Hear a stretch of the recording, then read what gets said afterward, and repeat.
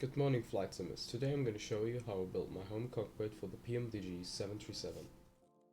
Well, first of all, my home cockpit is based on the Boeing 737 NG, and my home cockpit project started at the 24th of April 2021. My first idea was to put a keyboard into an airliner layout, and after that I started programming the keys with FSVPC. And it worked, and that motivated me to do some more projects on my home cockpit. For sure my home cockpit is not complete, I just have ideas to build my own FMC or EFB. Well, now let's move on to the panels I built so far for my home cockpit. Well, my first part I've built was my overhead. After that my FMC, then the MIP, and then the pedal steel.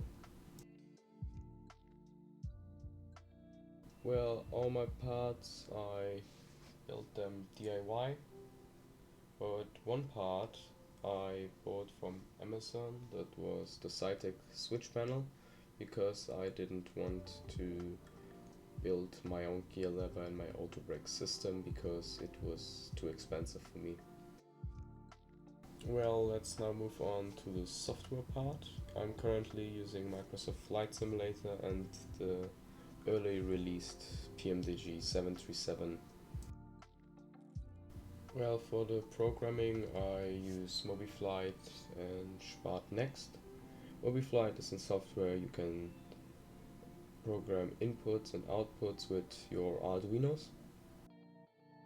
Well, my home cockpit is normally based on Mobiflight because I only need Arduinos for my overhead and the other parts. I use Spad for my SpadneXt switch panel and for FreeFD. So if you don't know what FreeFD is another option to get pop-out panels in the PMDG737.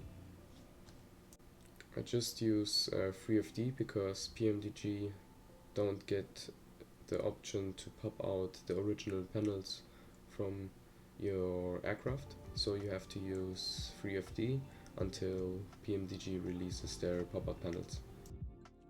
Now let's move on to my flight controls. Well, as my yoke I use the SpadneXt Pro yoke and the integrated throttle quadrant.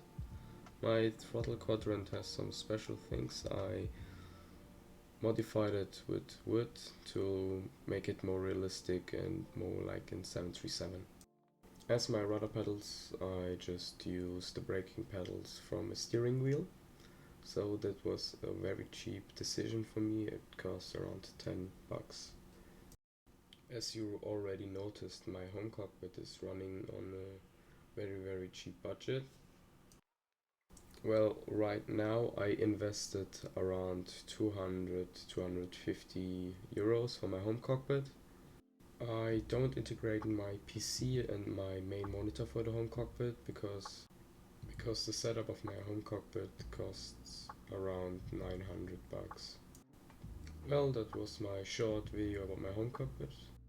In the later episodes I will go into more detail and talk about my programming and other stuff.